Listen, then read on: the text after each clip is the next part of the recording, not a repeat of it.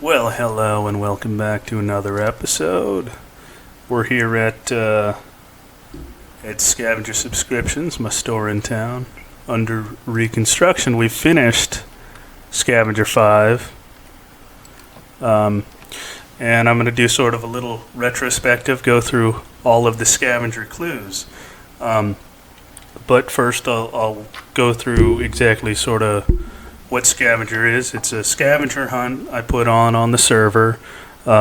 This is now the 5th iteration of them. They were getting long and sort of puzzly because we would do them as sort of one night only events in groups and everything, and I decided to pace it out a little bit more and easier for this. So as you can see, so this is going to be a bit different experience than the usual scavenger hunts I've put up in the past, as this is less an event and more of a fun, long-term, less stressful exercise for those of us who wish to play, although I know Drum raged at every moment that he was given the opportunity to, like he does with all the other ones.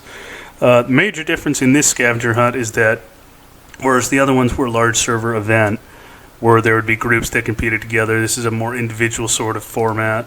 The way it worked was that I had a 5 diamond fee this time for a lifetime subscription for all the maps that came out for play, and there ended up being 6 of them, not necessarily one every week. I didn't get to be that often, and not a lot of people ended up playing past about the 2nd or 3rd map. And I started asking for free because it's not particularly resource friendly to be gathering all the things that I wanted to use as prizes and everything. And as we went on, 1.16 hurried up a lot of things, and I'm starting up a new scavenger hunt soon for 1.16 using the lodestones and compasses pointing to them. So I had to finish it up quickly, which is why we only ended up getting to 6 maps instead of, I was hoping at least 10 maps originally, and there was going to be bigger and better prizes as we went on. So I was asking for the 5 diamond fee subscription. You get access to a new map when it releases, and you get to check out you get to keep the loot that you get. And every time a new one came out, everyone who had a subscription, I had a box with everyone's paper that they had written their names on for the subscription and left in my box, and I would just put the new map and the new clue book in them with them. And I awarded Silver Compass medals to our winners, Tyrant 44 and that friendly guy. So the rules was you may work in teams to decipher the codes, but all team members must be subscribed to the surface. Under no circumstances will the hunt master help with deciphering clues once a new map comes out. The old one, the prize haul from it, will be retired. Now that is not accurate. First of all, the first half of this has always been one that's been a traditional rule that we've exercised a lot of leeway on, because I almost always have to clarify something in the rules. A lot of times it's really unfortunate typos that put people off in other directions. Sometimes it's just because I think a little more laterally than other people might, or in a different way. So that's the traditional rule, and it doesn't get it's not exactly a tough. This fucking drowned is goddamn throwing off my game. It's a rule that's not exactly enforced. The second half of this rule, a new map comes out, the old one, the prize haul from it, will be retired. I started to do that, and as people started coming back from the server who had been away for other reasons, school, other IRL sort of stuff, I changed that to be a rule that I would take the loot and I would leave the banner, and you could have the rule book, you could have the clue book if it was in your box, if you had already had a subscription and you missed it, or if you requested it from me specifically, I could give you a copy of it, and you can go get it, and you can send me a screenshot of the banner, and then I'd give you the respective loot from whichever one that is. You may not tamper with the loot, the banner, the map, or the surrounding environment outside of digging up the area if it is not readily visible. That was a rule that we put in due to an incident in the second scavenger hunt we had, where one team had a member who blocked off the box where it was supposed to be readily visible, sort of camouflaged it, and the other team just made themselves crazy looking in the right place for it, and still not getting it. Luckily, that team ended up winning, even though they were the victims of deceit. Please do not use elytra to set up to do these hunts. I set up in the guise of pirates treasure hunts. That means you can walk or use bites, but flying around with the elytra not only takes the fun out of it, but ruins the experience for not only myself, for other players who wish to play it as intended. I don't think that rule was particularly ever enforced. I didn't want people to use elytra. People ended up using elytra, and I think on about the third map, I permitted one glide from the top of a mountain down with elytra, but that's the only time I ever explicitly said you could use elytra. Take only one piece of pre-apportioned stacker loot. That's a rule that everybody, thankfully, has been fine with. I usually put more than enough in there because I've got tons of extra. I've got my trusty backup bug. Yeah, I've got all the extra loot, extra maps, extra copies of the original. So we'll start with the first map. So we've got the first rule book, or the first clue book here in the first map. And we can take a look at that map. And the rule book, or the clue book, says, "Lo, and here the journey begins, heading south of the temple with dorsal fins." Now, that refers to a recently, at the time, built shop, Friendly and Chess's Guardian Farm shop. Beautifully built, I might add, with that adorable, or perhaps monstrous and not so adorable, Elder Guardian with fins. And so it says heading south of the temple with dorsal fins. So we want to go south from the dorsal fins. We get in our boat. And we're going south. Now the next part of the journey, then turn towards the sunrise at a rainbow lookout past the four fingers of a cylindrical drought. And this, of course, refers to a base that will be seen coming up here, Juju's base. There's the Rainbow Bridge, which actually wasn't even there when little lag, when I got this, or when I wrote this, but there was the rainbow windows on the upper part of her house. So we turn there, and there's four cylindrical fingers, which are the spires of Drum's base, of a cylindrical drought. He's got a big cylinder dug out of the sea. No water in it. Drought. God, I don't know. Can you still go under this? He's done a lot of work since 1.16. I guess he still can. My guy needs to light up under there. So 1, 2, 3, and then 4's over there. Outside or render distance. So we're playing on a toaster. Arriving at the steep beach near the beams numbered 3 betwixt the two posts of forest will be.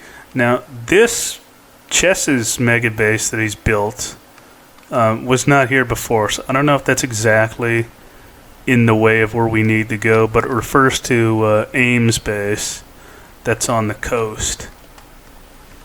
In like a forest hills, plain hills sort of thing. Sip of water. Yes, it is directly in the way. We have to go around it.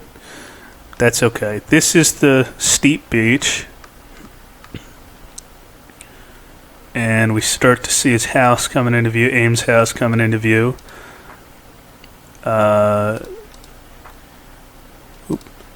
Steep beach near the beams numbered 3 betwixt the two posts of forest will be. Now there are 3 beacons here at Ames base, or at least yeah, they are still here.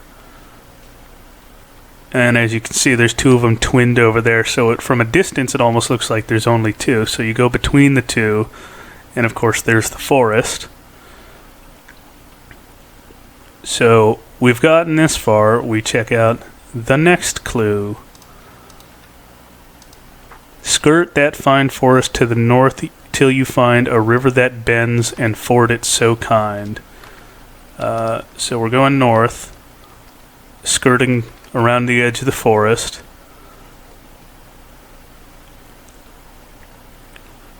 And we're looking for a river. Ooh. I could deal without the arrows. I've got an infinity bow, but I do need the bones. And we come to a river. Here is the river. And ford it so kind.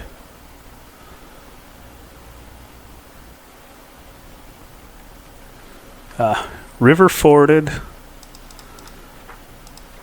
And a portal to hell decommissioned and abandoned on the canopy of dark wood, its location I have handed. So obviously that refers to canopy of dark wood, must be a dark oak forest, which we can sort of see coming into red in our distance just over there, and there's the portal we can see in our periphery. I have no idea who put that portal up or why, but nobody ever ended up making a base right there. So I don't know if that was an accident or not, but that portal's been there since about the very beginning of this server, the iteration of this server. So that's the portal to hell, decommissioned and abandoned.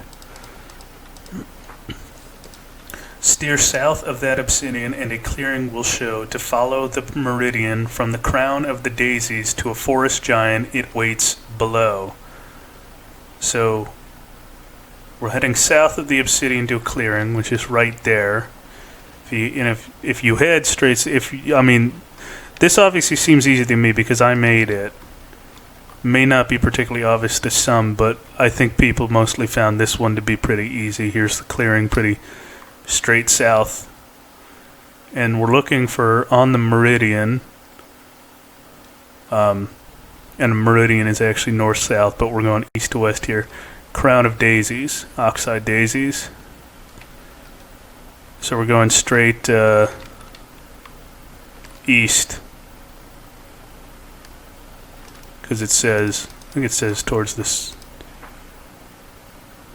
South of the obsidian clearing will show to the follow meridian from the crown of daisies to a forest giant it waits below. So I guess it never actually said we had to go east, but most people extrapolated that instead of backtracking, which I think is nice. Sometimes you don't know whether you got to be particularly you have to be particularly particular, exact about this sort of thing, directions, and we'll see that become very evident in some of the later clues.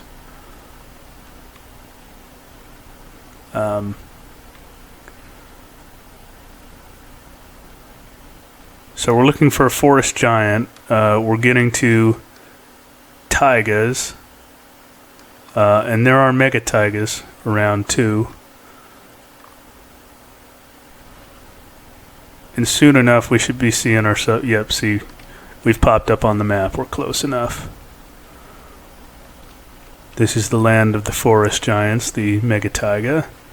Somebody ended up, I think Pants ended up building his base out here, but he's gone, I guess, now. So, and there's the banner. And since Scav 5 is over, I'll be grabbing the banners. All right, so on to the next map. Now we're on to the second map. So this one had a couple of really unfortunate typos that I was very certain that I had actually edited and fixed before I put this out, but apparently not, and it screwed some people up. So on the coast, and I think people rather gathered that, coast of the Chape in tabletop shape just means The typo there is obviously chape is not a word. It just meant to say cape. People kept asking me what a chape was. People were off because the whole first part of the clue is on the coast of the Cape in tabletop shape. Hug the rocks, head west in Suviaje. For the island with rails and compass-like trails, you do best to translate the lenguaje. Now, of course, people understood that it means translate the language in Suviaje on your journey. Chape, people thought they meant that they needed to translate chape, and chape has no, it's not Spanish. It's en su viaje and lenguaje are what the technique for this was that people would understand tabletop to be Spanish or to be English to Spanish as mesa. Mesa means table. They would understand that we're talking about the coast of the mesa. So hug the rocks, head west in Suviaje for the island with compass-like trails of rails. So you're hugging the coastline here of the mesa,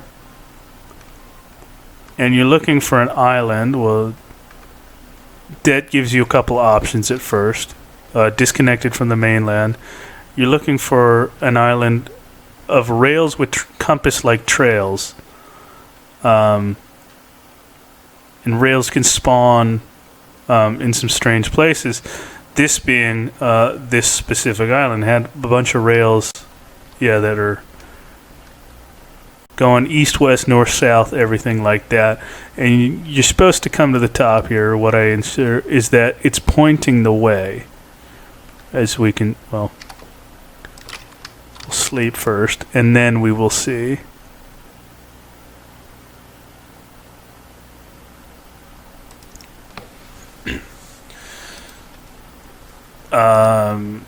Yes, hug the rust, head west in Suviaje for the island with rails and compass-like trails. You do best to okay, so we've headed west. We've headed the island of rails and compass-like trails. We're still heading west. The mighty saguaro stands alto y claro, tall and clear, at the gates of the river's canyon. If you can, ford up the stream to an abandoned dream where the bones were their only companion. So this one is obviously a little more obscure. It's lesser known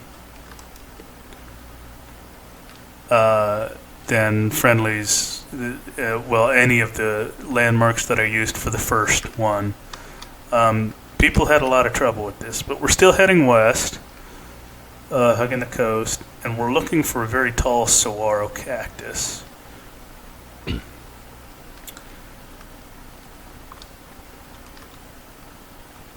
And it should be coming up around this corner, if I'm not mistaken. Ah, yes. There we go. There's the very tall cactus hay cave.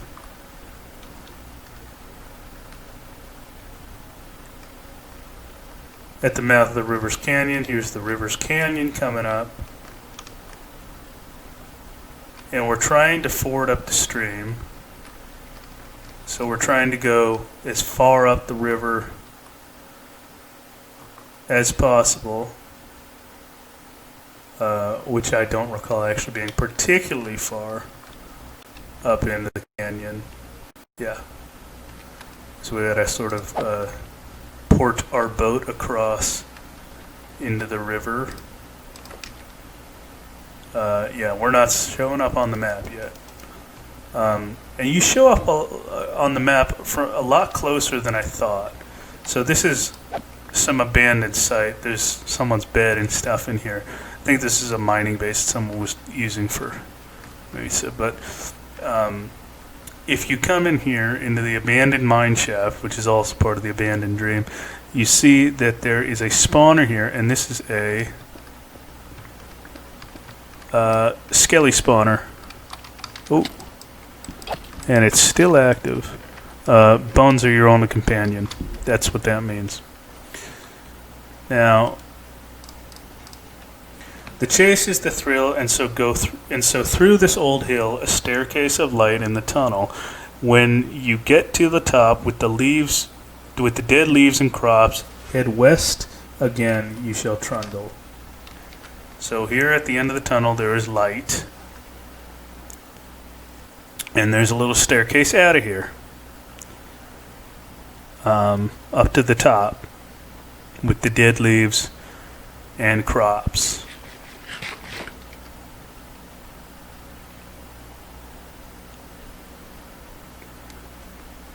And we're heading west again, and we shall trundle. So, and a bay shall appear, and I ask you to steer this boat and port to the northern passage, until it's nevado, snowy, or those hills is Dorado. In those hills is Dorado, gold, the last leg of your treacherous challenge. So, we're looking for a bay coming west here. It actually appears, right there. And then we're looking for the northern passage, so we're looking for a river that's going north on the boat. It specifically mentions use of the boat.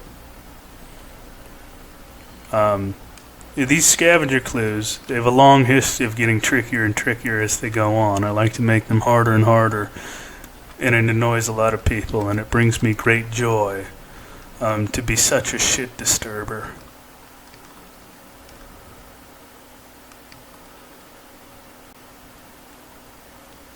Now, when you come to the river here, there are two ways you can possibly go, because the river splits two ways down two different canyons.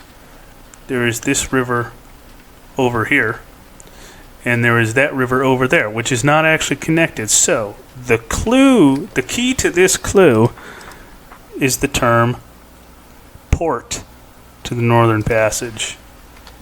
And hello, chess. Port means to carry your boat overland on an isthmus between two bodies of water. So that's what we're doing. We're porting, and then we're taking passage up this northern passage, up the northern canyon, to the hills turn Nevado. And I apologize to everybody for my pronunciation of this Spanish. I only took 5 years.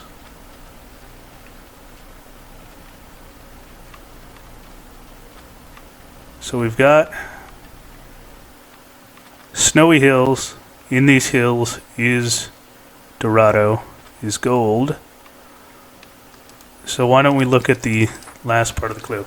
About face to the stone that floats all alone, and travel in line to the sunset. Then the bare veil between the snow caps is seen.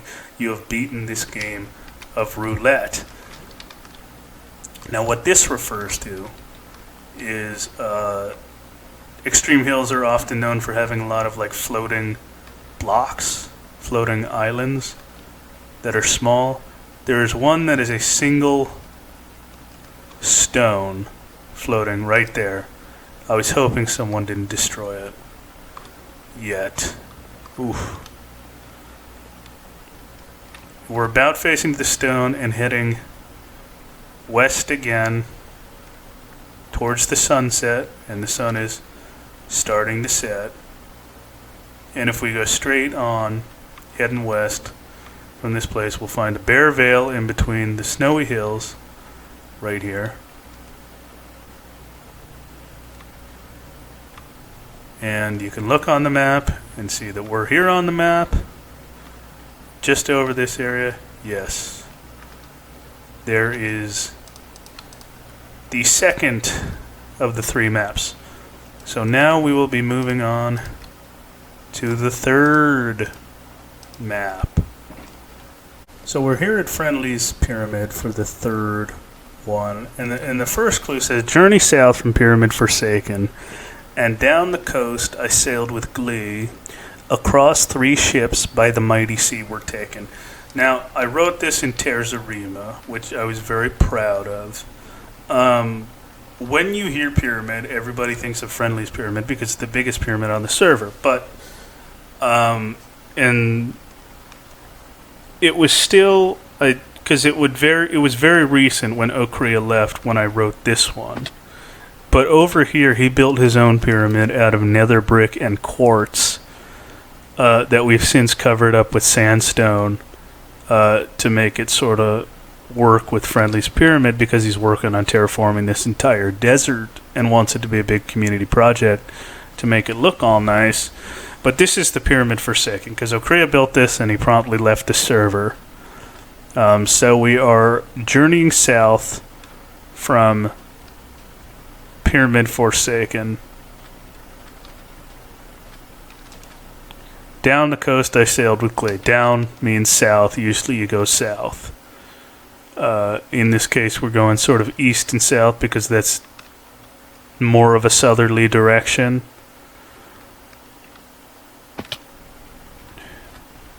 It's always close calls with us. Some boosties from the Dolphins. Yeah, so we got the first ship here.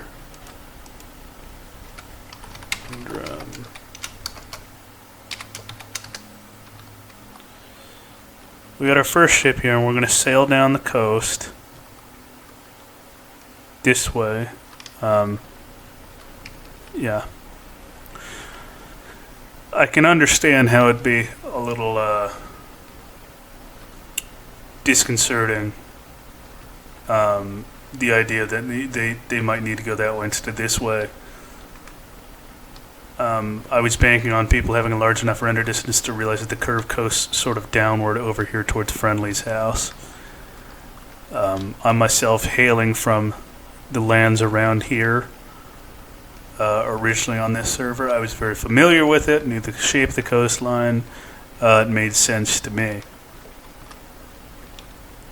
And now Friendly's built the town, which is more than what was here when I did this. But here's the second ship of the 3 ships taken by the Mighty Sea. And the third ship should be coming up pretty soon because they were pretty close together. Oh, someone's... His Friendly must be doing that. It looks like he's been expanding that plateau there. He's got big plans for it, big plans. Alright, we're at the third shipwreck. And then land ho, I turned away from the sea, and turned again north when I came to a creek, and the riverbed dried, but I went on gallantly. Okay, so we are at the third of 3 shipwrecks. This is when we turned land ho and go to a riverbed. We're not on the map yet.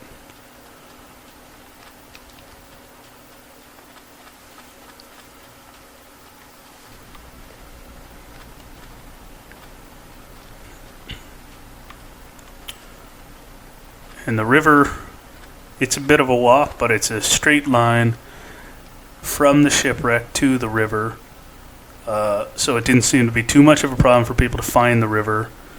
It did, however, happen to be a bit of a nuisance to get people to understand north on the creek.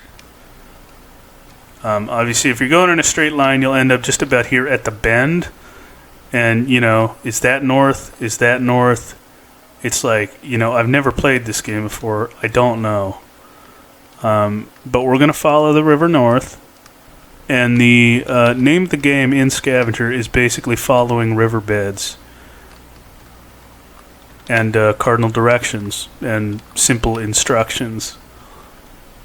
Because when it boils down, I don't know how hard these are because I make them hard, I guess, for people, but as the one doing it myself, as the one making the maps, I don't find them hard.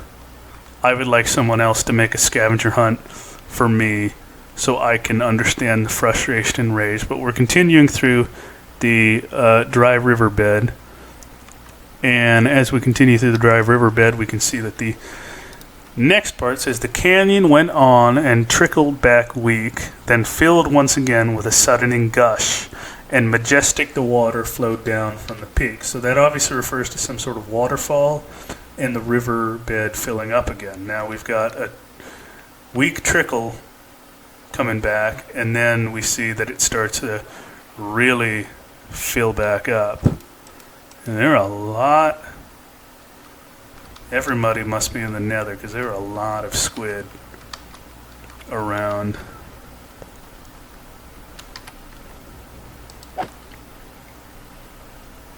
And then here we go. I'm getting to the waterfall and a real deep river here. So we're heading up to the waterfall. And then from the waterfall, majestic water flowed down from the peak. That's the waterfall. Traveler, I found the cave behind the roar and the rush, and the marvelous view near could not overcome it. I gazed upon God's golden thumb lush. Now, golden in this sense refers to the really shitty grass color of the hot biomes. I myself am from California, so I know what golden grass is supposed to look like. This is the cave behind the roar and the rush, and at the back of the cave, near could not overcome it, gazing upon God's golden thumb lush. And well, that mountain too I sped for its summit, and knew to glide. This is the glide I was talking about, where you use the elytra from the top of that mountain to the forest river rollin', and keeping that in mind, I started my plummet. Now, people might say you have to elytra up there, but there actually is a path up there.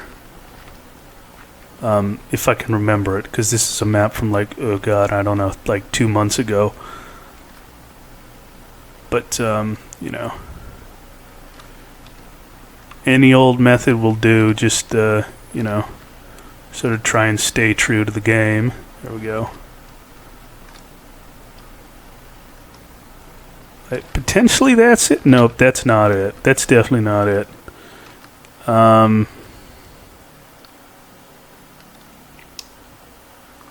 There definitely is a path up there that I carved. For the interest of brevity, we will cheat at our own game. That's now over. And elytra up here.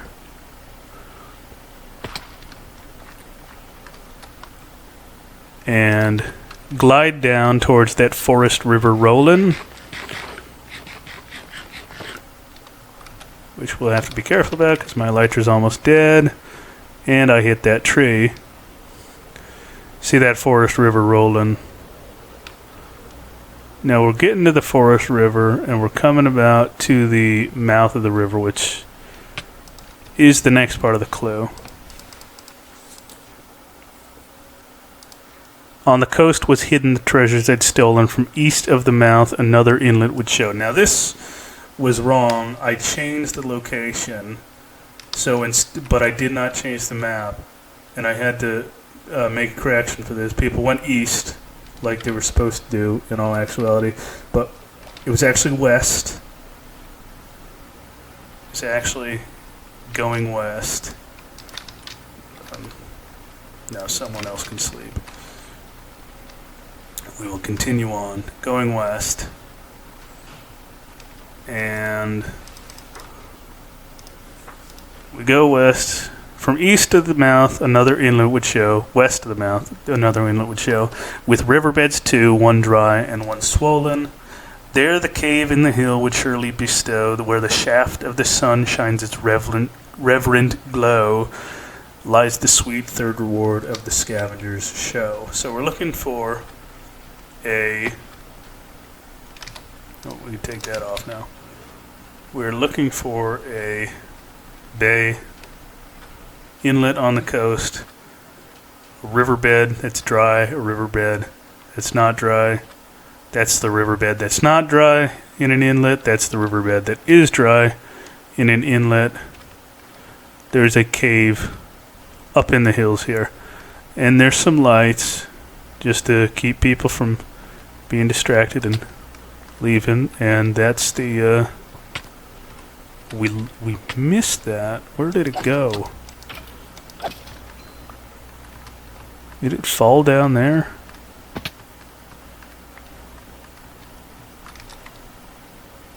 Huh. That just seemed to disappear, and that's really... Oh, it's still there. Yeah, okay, that's very weird. Anyway. Okay, here's the fourth map. Dear fellow adventurer, my time is not long on this earth. I have spent my life working to solve this treasure map, and here is how. Your sojourn begins by venturing under that star and spectrum arch and ends with a victory march. Now this, of course, the ends with a victory march ends, the journey ends with getting the treasure. That's the victory march. People read into that too much. Star and Spectrum Arch is the rainbow arch that had been built at the Games District. In between when I wrote this and when I released it, the Rainbow Bridge was made over at Juju Space, and so people got confused between which one was which.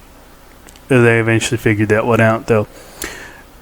With skulls to my left and the cold to my right, I went north and east of the bannered circle. On the bearing of the King's Tower I went.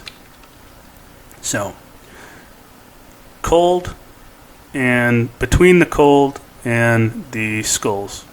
As we get closer here, we'll see Frozen Frenzy is the cold. We will see the skull that is at the front of Drum's Maze. And this is, you go between them.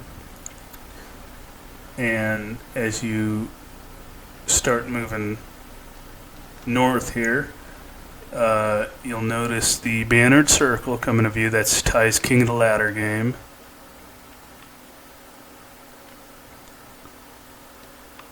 Bannered circle, and then hitting east.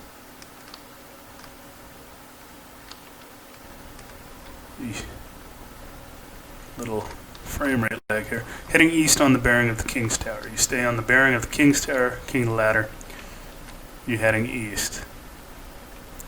Now when I built this, the Bed Wars wasn't here either. But it doesn't really impede. It just makes it a little more difficult in terms of... damn, there are tons of squid, and Jesus. Makes it a little more difficult. There's a lot of mobs that spawn now under there. But we're going east on the river. I traveled up the river's bend to the town of Chanterelle Reborn, in amongst the most massive toadstools I've ever laid eyes on. Now, the town of Chanterelle refers to a town I built back in 1.13 for Unity, which was a town in a mushroom biome with a lot of giant custom mushrooms I built too, because I sort of made a mushroom themed base. So here is a town that's in and amongst the mushroom biome, the dark oak forest with the giant mushrooms, naturally generated. So I thought it was cool to rename this sort of Chanterelle Reborn as its moniker, as a utility for this game. As a vehicle. In and amongst the most massive toadstools I've ever laid eyes on. That's not true. I've built larger toadstools than that. Their main artery, their main road, runs right into the cliff face over here and up to a clearing, dead ending at a viney entrance to a small tunnel. I went through this tunnel and came out where the riverbed runs east and west. I traveled west. Now, this is another situation where people seem to not understand cardinal directions, and they follow the riverbed east instead of west. I did make sure that it was correct. I triple-checked the directions. That's the cliff face, and if I had ender pearls, I'd just ender pearl up there. There's nothing in the rules that states that you can't do that. If I had my elytra on me, which I do, I would not elytra up there because that's against the rules. Cough, chest, cough. Cough, everybody else cough. I don't know why I singled out chest. Everybody, literally everybody who played this game used their elytra at one point or another outside of the one time that I specified you could use the elytra. So there's the viney entrance we just went through. The tunnel we're going through now. We're coming to the river. At the other end of this tunnel, we're heading west, it says.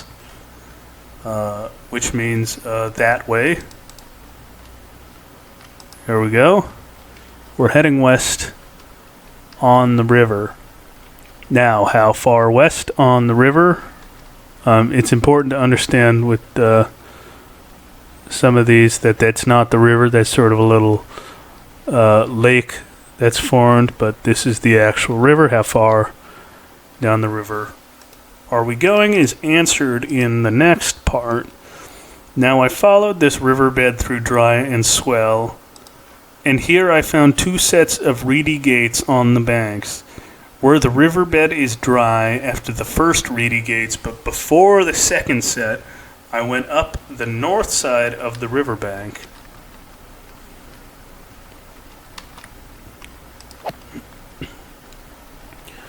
So, we're heading down the river through dry and swell, wet and dry riverbeds. We're looking for reedy gates. This would not be a reedy gate. It is not a gate of reeds. There's not reeds on either side of them. Now, off in the distance now, you can start to see two sets of reeds, one on either side. One on either side of the banks. That's not the reeds. This is the reedy gates. So this is the first set of the reedy gates. Now we're looking for the second set of the reedy gates, and we're going to be looking for an area where the riverbed is completely dry in between the two sets of the reedy banks. Coming over here. Here's an area where it's dry. We've got to make sure that there's reedy gates on the other side, and there are. So, going up the north side of the cliff face. Now, what's the next clue say after we get up the north side of the river? I followed close the golden trail of twinned flowers, and this trek led me to an end just before a clear split in the rock, a passage between two halves of a wooded mountain. So we're looking for twinned yellow flowers, and there's yellow flowers over there. Are they twinned? Well, there's a set of two. There's another set of two. There's another set of two. Imagine that. I think this might be the trail.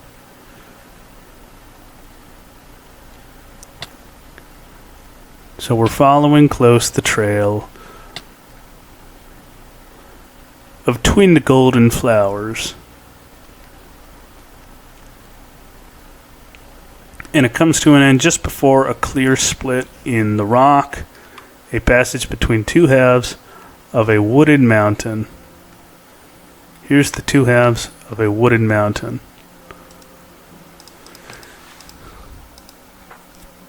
Through that passage is a valley of idyllic proportions, largely occupied by a shallow lake, the Lake of Paradise.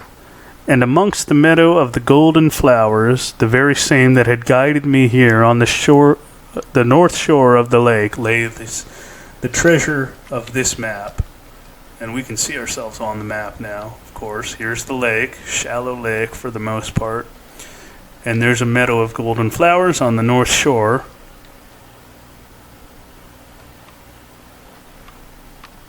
Is this? Yes, indeed. There's the map. So, on to the fifth map. Well, here we are at the ScaVenger fifth map. Now, Follow a pink path to the blood-red trenches. Weave north from the war to the giant tree's edges, and the idyllic town lies somewhere between the podzol and brown, and the grass and the green. Now, the pink path refers to our old nether hub before we reset the nether in 1.16, where the haunted pants, who's no longer with us, he's left the server. His base was designated by a pink carpet pathway. Now it is not. But that's how you get to this place. And he was doing sort of a World War I trenches bunker style thing. The blood red trenches. Weave north from the war to the giant tree's edges. So we're going north from here. Yeah, we are going north. We're getting trapped in berry bushes, but we are going north.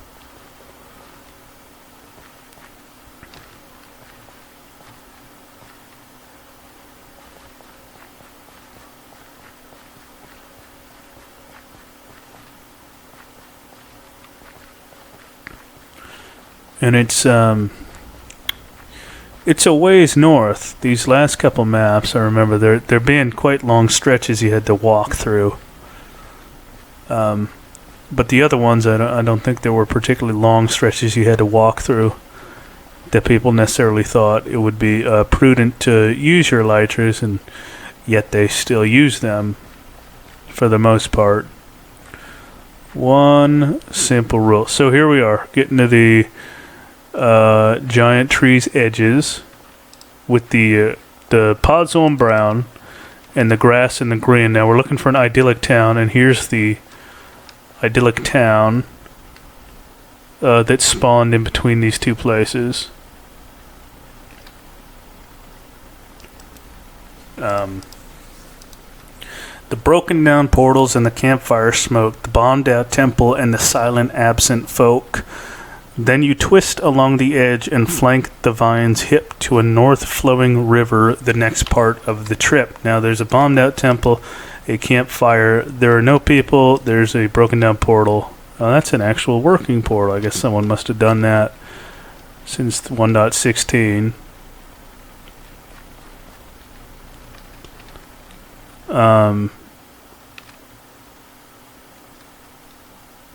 And we're going from here. We're flanking along the vine's hip, which means to skirt around the jungle. And now we are disobeying our own ideas. We're going through the jungle. Let's get back to the edge of it. It is important that we do come to the edge of it, otherwise you come to a different part of the river that leads off in an entirely different direction. Which happened. Now, is this a north-flowing river? No, this is a lake. Going around the edges here. I have to skirt around this hill. But as far as I know, there's no north-flowing river in that hill, so I don't think we missed anything. And also, I'm the one who came up with this anyway, so I know exactly where to go. So we've skirted around the edge of the jungle, and we come to a north-flowing river. This is the north-flowing river. We're going north. That's a little lake. This is also a little sort of lake extension of the river bay there. But this is the river going north. And the next part of the trip, at the River's Mouth Peninsula. River's Mouth Peninsula lies two loyal cats whose owner has left them in the tropic habitats, one gray and one black. The two form a line that points to the glacier so coldly divine. Now up at the peninsula here, there are two cats. I don't know who tamed them or who left them here, but there are two cats stranded here. If anyone would like to adopt them, they should feel free. So we're going to the glacier here. And then in the midst of the ice and the snow, some clusters of trees on the islands that grow. In the strait between two with the drowned ruin guard, the dark oak and spruce wrecked on the beach hard. Drum is attempting to be YouTube famous.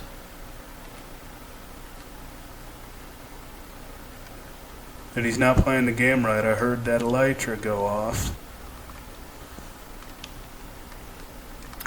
So somewhere here in the midst of all these islands, or all these glaciers, are some islands. We start to see the islands with the trees on them. And Lola showed up.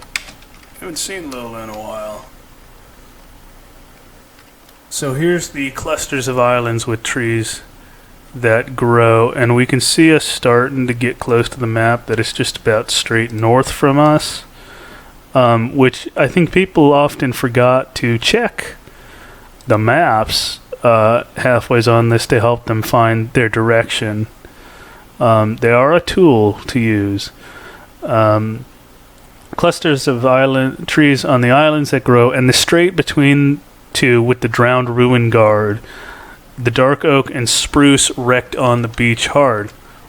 So there's a strait between them. There's ruins that drowned spawn at. There's some drowned in there, and you can see dark oak and spruce, this shipwreck. Actually, it is quite a large shipwreck too. I've seen some pretty tiny shipwrecks, but this is a quite big one. It seemed. Also, don't know how many of them I've ever seen with mixed woods. It's not usually a thing. I didn't think.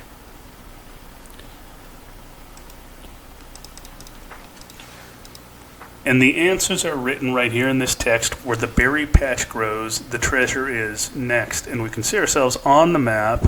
Ooh, actually, that shipwreck shows up really nice on the map. Well defined.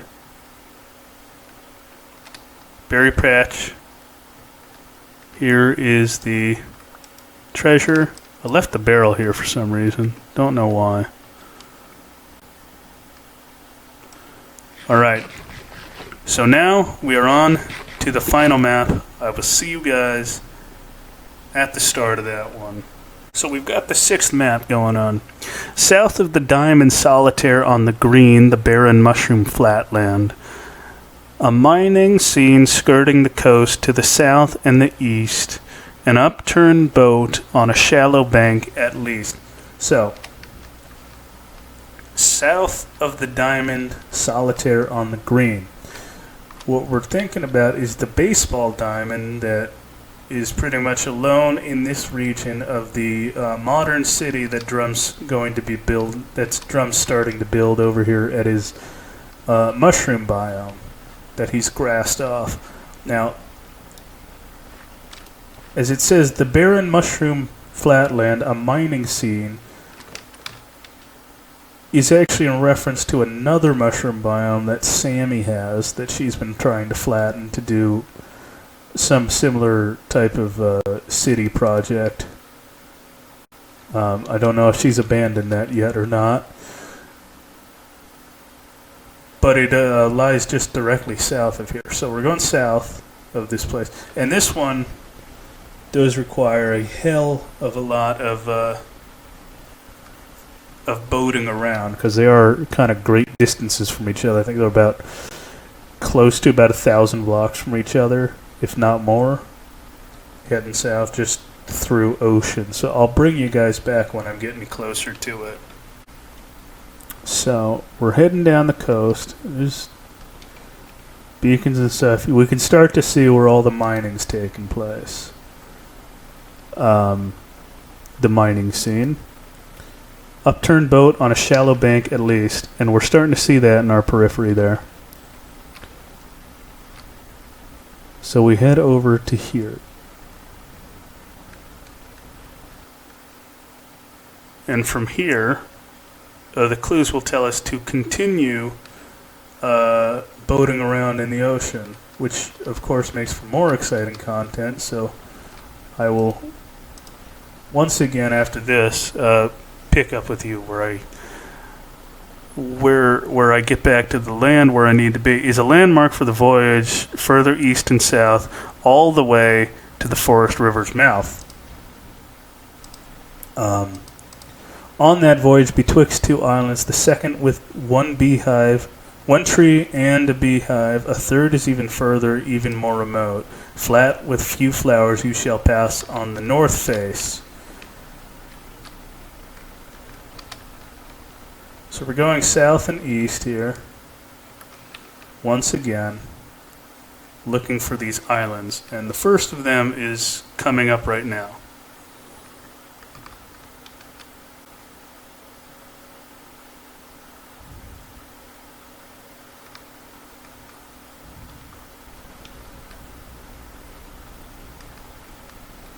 Going betwixt two, and this is, yes, this is the first one, this is the second one, and it's got a lone tree with a beehive, and the third one is further remote, and we need to pass on its north face. Here's the third island, flat with a few flowers on it. Pass on its north face. This is the north side of the island. We're passing on it, but we're still continuing south, southeast, and that one's a lot closer. We should be getting to the starting to see the terrain rise. We should be getting to the there we go. Land real quick, and for the land we're looking for the mouth of the river at a bay gated by a birch tree lone on a small island and a wreck on its side. Follow up that massive river up to a dry river bed. There is a temple small where the ancients laid their treasures hid. So we're looking for a bay that's guarded by a shipwreck on its side, which you can see on our periphery there, and a lone birch tree on a small island. This is the bay, and we need to go up the river. So here we go. Up the river. Oh my gosh, there's a lot of frame rate lag here. Don't know why. Here we continue up the river. Oh, this is not the river. That's a little lake. This is the river. You can tell because it's got that river trough. The channel in it. Going down there, and this is actually quite a massive river. Some of these rivers that I had used as clues are quite small. This was actually a pretty nice navigable river, and as we come up it, up to where it finally gets to be a dry riverbed, every time I came out here, I was breaking the lily pads with the boat. We come to a small, overgrown temple. This, of course, is not naturally generated. I built this. And we came in here, and here was the 6th prize. And now I've already taken out the 6th prize because I didn't want people taking the last one in between the time I was trying to calculate who got what and how fast for the clues, and who just tried to cheat their way right at the very end. So this was the small temple. This last one was a bit of a rush job to finish it before 1.16. I think I really actually only released it either right before or right after 1.16 was released.